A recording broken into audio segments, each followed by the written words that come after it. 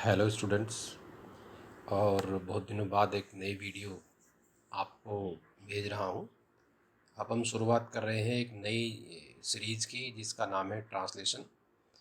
UP board के छात्रों के लिए ये बहुत ज़रूरी है कि वो ट्रांसलेशन में भी कुछ सीखें, क्योंकि ट्रांसलेशन इम्पोर्टेंट पार्ट है।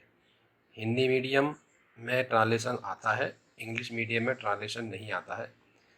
तो हम ट्रांसलेशन की सीरीज शुरू कर रहे हैं। सबसे पहले आज हम बात करेंगे इस बारे में कि ट्रांसलेशन का मतलब क्या है। एक भाषा को दूसरी भाषा में बदलना, इसको हम हिंदी में अनुवाद और अंग्रेजी में ट्रांसलेशन कहते हैं। किसी भी भाषा को दूसरी भाषा में बदलने का जो काम है उसको अनुवाद यानी ट्रांसलेशन कहते हैं। हम यहाँ बात करेंगे अंग्रेजी और हिंदी की, यानी हिंदी से अंग्रेजी कैसे बनाएंगे। अब यूपी बोर्ड में भी केवल हिंदी से अंग्रेजी बनाना ही एग्ज़ाम में आता है, इसलिए हम हिंदी से अंग्रेजी बनाने के बारे में ही ज़्यादा बात करेंगे यानी सीखेंगे। तो सबसे पहले मैं ये बता दूं कि हिंदी हिंदी है और अंग्रेजी अंग्रेजी है। क्या कहने की बात है, कहना ये चाहते हैं कि शब्दों की अंग्रेजी बहुत कम बनती है। ज़्यादातर विद्यार्थी या ये लोग ये समझते हैं कि जो शब्द हैं उसी की अंग्रेजी बन जाए तो ट्रांसलेशन बन जाएगा। अनुवाद वास्तव में सेंस का बनता है, अर्थात अर्थ क्या है, वो क्या कहना चाहते हैं उसको अंग्रेजी में बोलना है। अंग्रेज अपनी तरह से बोलते हैं, हिंदुस्तानी यानी भारतीय लोग अपनी तरह से बोलते हैं, या मैं कहूँ कि हिंदी वाले हिंदी की तरह बोलते हैं और इंग्लिश वाले इंग्लिश की तरह बोलते हैं। जैसे फॉर एग्जांपल मैं एक बात करूँ कि अंग्रेजी में कहते हैं डायमंड्स कट्स डायमंड, हिंदी में कहते हैं लोहा लोहे को काटता है। तो बात लोहे की हुई है लेकिन वहाँ डायमंड प्रयोग किया गया, तो बच्चे ये समझ सकते हैं कि जी क्या डायमंड माने लोहा होता है। मैं कहता हूँ नहीं, उनकी अपनी भाषा है, हमारी अपनी भाषा है।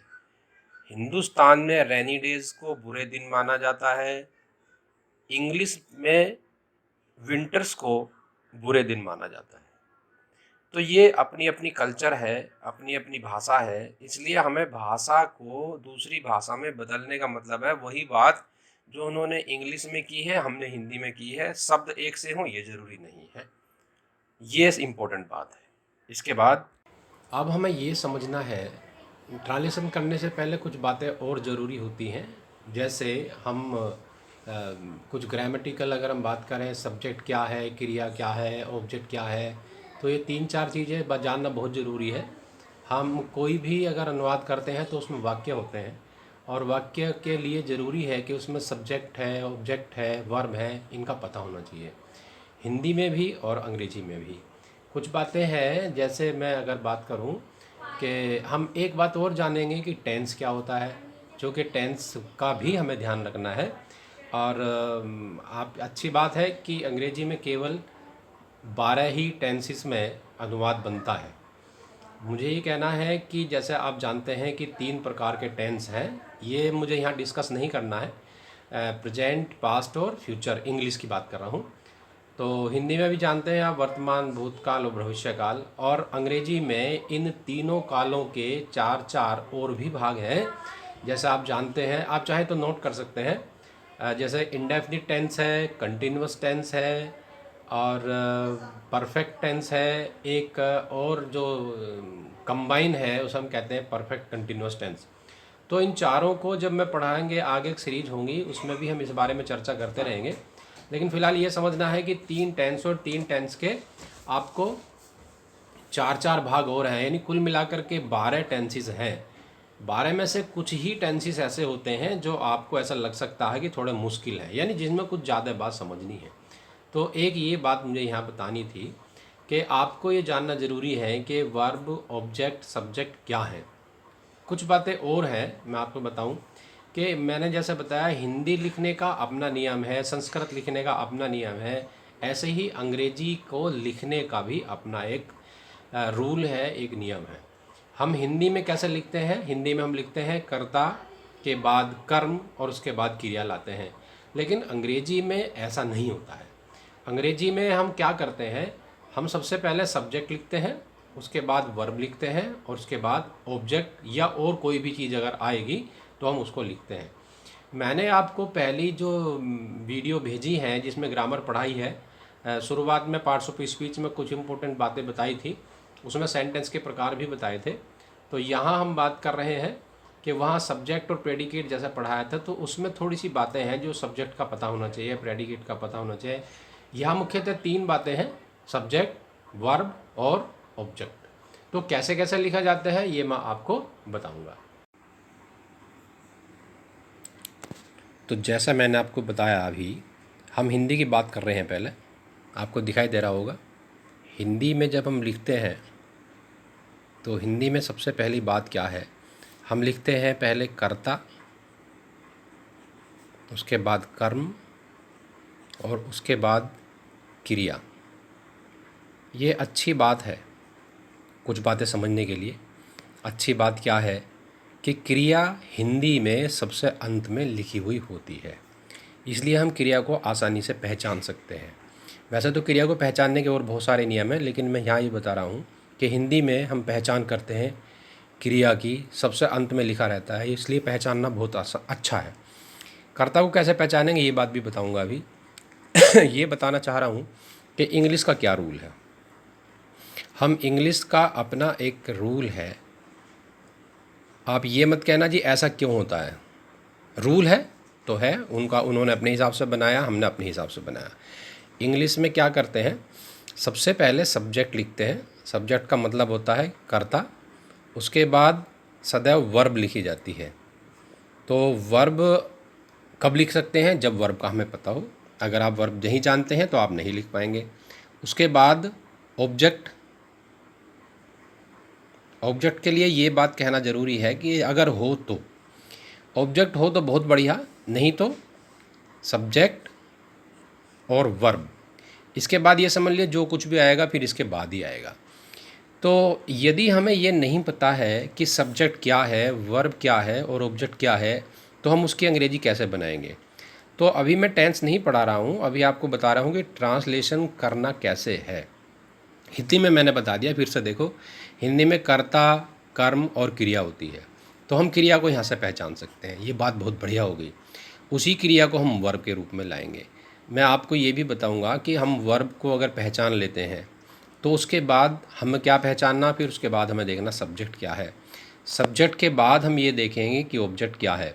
कैसे कैसे करते हैं ये मैं एक स्लाइड से अभी आपको बताऊंगा, तो ये ध्यान रखना है। इसके बाद स्लाइड्स है, यानी सबसे पहले हम क्या करते हैं, सबसे पहले हम वर्ब को ढूंढते हैं। और वर्ब ढूंढने का क्या नियम है, मैंने बताया हिंदी में वर्ब सबसे बाद में लिखी रहती है। अब आपने वर्ब ढूंढ ली, बहुत अच्छी बात है। वर्ब के बाद अब आप क्या ढूंढेंगे, वर्ब के बाद अब आप ढूंढेंगे कि वर्ब आपने ढूंढ ली है। यानी वर्ब ढूंढने का मतलब है कि हिंदी में सेंटेंस के एंड में क्या लिखा है, ये वर्ब हो गई। इसके बाद हम क्या देखते हैं कि कौन उस क्रिया को करने वाला है, यानी जो वर्ब है उसको करना कौन कर रहा है। ये हम कौन या हु अगर अंग्रेजी में बात करें, अगर हम ढूंढते हैं कि कौन करने वाला है, क्रिया को कौन कर रहा है, तो उसके जो जवाब में आएगा वो होगा सब्जेक्ट। तो दूसरे नंबर पे हमने क्या ढूंढा, हमने ढूंढा सब्जेक्ट। इसके बाद जब हमें सब्जेक्ट का पता चल गया, वर्ब का पता चल गया, तो हम ये देखते हैं कि क्या इस सेंटेंस में ऑब्जेक्ट भी है।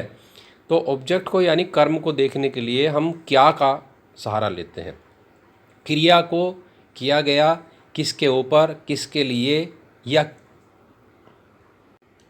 क्रिया को किसके लिए किया गया या किसके ऊपर किया गया, वह कर्म होता है। ये बात मैंने अभी आपको बताई, 3 बातें बताई। वर्ब क्या है, वर्ब को कैसे ढूंढते हैं, उसके बाद सब्जेक्ट को ढूंढते हैं, कैसे ढूंढते हैं ये बात भी बताई, कर्म को ढूंढते हैं ये भी बताया। तो हम कोई भी सेंटेंस बनाने से पहले ये 3 चीज़ें ज़रूर ढूंढेंगे, याद रखेंगे। तो देख रहे हैं आप, जैसे मैंने बताया प्रेजेंट टेंस है, पास्ट टेंस है, फ्यूचर टेंस है, ये आपको सबको पता है। वैसे मैंने पुरानी वीडियो में आपको सेंटेंस के अलग अलग प्रकार बताए, लेकिन हम सेंटेंस बनाएंगे, टेंस पढ़ेंगे, तो उसमें यहाँ सेंटेंस में केवल 3 प्रकार के सेंटेंसेस का प्रयोग करेंगे। जैसे नंबर 1 है एफर्मेटिव, सकारात्मक कहते हैं हिंदी में। नंबर 2 पर है निगेटिव यानी नकारात्मक कहते हैं, और नंबर 3 पर है इंट्रोगेटिव। इंट्रोगेटिव निगेटिव के बारे में जिसमें ना आता हो, नकारात्मक हो। इंट्रोगेटिव का मतलब होता है प्रश्न पूछा जाता है, जहाँ पर प्रश्नात्मक हम हिंदी में लिख सकते हैं प्रश्नात्मक। यहाँ मुझे एक बात और बतानी है कि प्रश्नात्मक जो हैं ये 2 प्रकार के हैं। जैसे नंबर 1 टाइप क्या है, ऐसे सेंटेंस जिनके शुरू में क्या लिखा हो। पहली बात, जिनके शुरू में क्या लिखा हो, या आप ये कह सकते हैं कि जिनका उत्तर आंसर हाँ या ना हो सकता है, हाँ या ना हो सकता है। ये 2 तरह की बात हो गई। नंबर 2 का क्या टाइप है, कोई ऐसा सेंटेंस जिसके बीच में कोई प्रश्नवाचक शब्द हो। प्रश्नवाचक, हिंदी में बता रहा हूँ, प्रश्नवाचक शब्द। प्रश्नवाचक का मतलब है इंट्रोगेटिव वर्ड, जैसे कौन, कहाँ, किसने, क्या, कहाँ, ये सब प्रश्नवाचक हैं। तो 2 तरह के सेंटेंस हो गए। मैं अभी तीनों तरह के सेंटेंस को भी थोड़ा बताऊंगा कि कैसे कैसे बनते हैं। सबसे पहले बात करेंगे एफर्मेटिव सेंटेंस की। एफर्मेटिव का मतलब क्या होता है, सकारात्मक। जिनका पॉजिटिव भी कह सकते हो आप इनको, समान। तो इनको बनाने का नियम क्या है, इनको बनाने का मतलब है subject plus verb plus object, या जो भी कुछ हो अगर तो हम उसको लिखते हैं। जैसे मैं एक सेंटेंस लिखता हूँ हिंदी में, वह जाता है, वह जाता है। तो अभी टेंस की बात नहीं कर रहे, मैं सिर्फ ये बता रहा हूँ कि कैसे होगा। वह जाता है में वर्ब ढूंढेंगे हम, कौन सी है, कौन है, जाता है। जाता है ये वर्ब है, कौन जाता है, वह जाता है। तो ये सब्जेक्ट हो गया, ये वर्ब हो गई। सिंपल सी बात है कि हम सब्जेक्ट लिखेंगे और उसके बाद वर्ब लिखेंगे। अभी टेंस नहीं बता रहा हूँ, सिर्फ सेंटेंस के बारे में बात कर रहे हैं।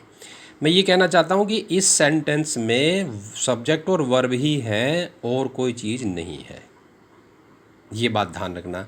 ऑब्जेक्ट हो भी सकता है, नहीं भी हो सकता है। तो हम क्या करते हैं, अफर्मेटिव सेंटेंस में क्या बताया मैंने, सब्जेक्ट, वर्ब और ऑब्जेक्ट, बस ये 2 बात याद रखना। इसके बाद मैं बात करता हूँ निगेटिव सेंटेंस की। निगेटिव का क्या मतलब है, बस ये बता रहा हूँ। निगेटिव सेंटेंस वे हैं जिनमें, मोटी भाषा में अगर मैं बात करूँ, जिनमें नहीं शब्द आ रहा हो। नहीं आ सकता है, और क्या आ सकता है, कभी नहीं शब्द आ सकता है, कभी नहीं शब्द भी आ सकता है, कभी नहीं आ सकता है, या मत भी शब्द आ सकता है, या कभी मत आ सकता है। ऐसे सेंटेंस हैं, ये क्या हो गए, निगेटिव। ध्यान रखना, हम बात करेंगे निगेटिव की। तो निगेटिव सेंटेंस में हम क्या करते हैं, इसमें हमें, ये मैंने वर्ब की बात बताई, लेकिन जब मैंने वर्ब आपको पढ़ाई है पुरानी सीरीज़ में, तो आप ध्यान रखेंगे कि उसमें कुछ और भी बात बताई है। क्या बताया, एक और चीज़ होती है जिसको हम कहते हैं हेल्पिंग वर्ब। तो हेल्पिंग वर्ब क्या है, वर्ब की हेल्प करती हैं, मेन वर्ब की हेल्प करती हैं। ये जो नोट है, नोट शब्द जो है, ये सीधा सब्जेक्ट के साथ आने से डरता है, इसलिए हम क्या करते हैं, हेल्पिंग वर्ब का प्रयोग करेंगे। तो क्या करेंगे, सब्जेक्ट लेंगे, पहले वर्ब ढूंढ लेंगे, सब वर्ब के बाद सब्जेक्ट ढूंढेंगे, उसके बाद नोट आने से पहले हेल्पिंग वर्ब आएगी। हर टेंस में अलग अलग हेल्पिंग वर्ब आपको बताता रहूँगा, तो आप 2 बातों का ध्यान रखेंगे। और फिर क्या आएगा, मेन वर्ब। मेन वर्ब समझ लीजिए, ये मेन वर्ब है। आना जाना, खाना पीना, नहाना धोना, ये सब क्या है, ये मेन वर्ब है। हेल्पिंग वर्ब क्या है, is, am, are, was, were, shall, should, will, would, ये हो सकते हैं, डू, डज हो सकते हैं, बहुत सारी चीज़ें हैं, वो मैं आपको आगे जब बताता रहूँगा। तो ये बात का आपको ध्यान रखना है, ये निगेटिव सेंटेंस हो गया। अब हम बात करते हैं इंट्रोगेटिव की।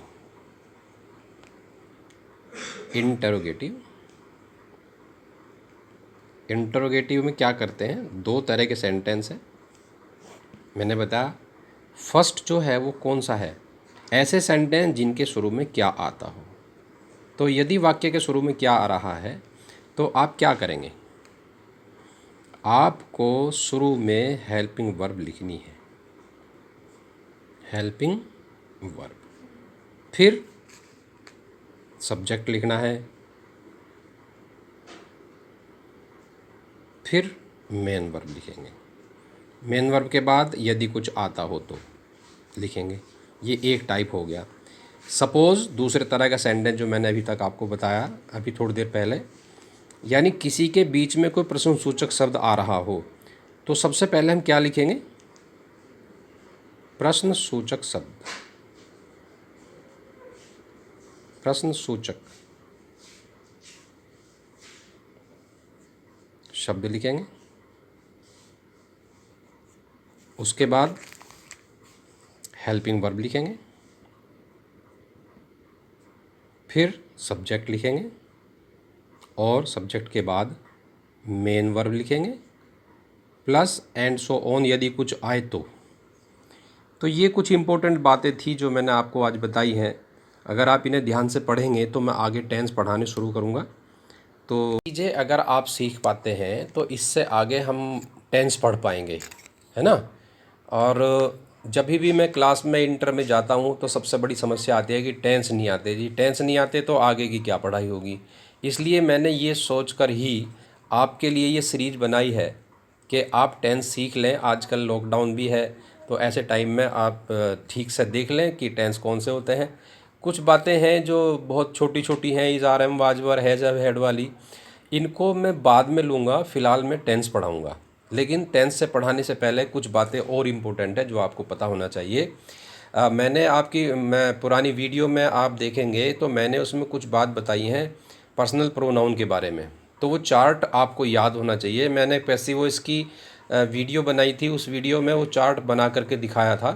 तो आप ये भी जान लें कि एक वचन क्या है, बहुवचन क्या है यानी है, और पर्सन कितने प्रकार के होते हैं, first person, second person, third person, act subjective case, objective case, possessive case, ये सब आपको पता होना चाहिए। क्योंकि मैं जो पढ़ाऊँगा उसी के हिसाब से ही पढ़ाऊँगा, ये आपको ध्यान रखना। तो चार्ट याद कर लेना और इससे अगली वीडियो में आपको नया टेंस शुरू करेंगे, यानी टेंस पढ़ाने की शुरुआत करेंगे, प्रेजेंट इंडेफिनिट टेंस। ठीक है गाइज, आप तैयार रहें। इस वीडियो को नहीं देखा तो आपको अगली वीडियो समझ में नहीं आएगी।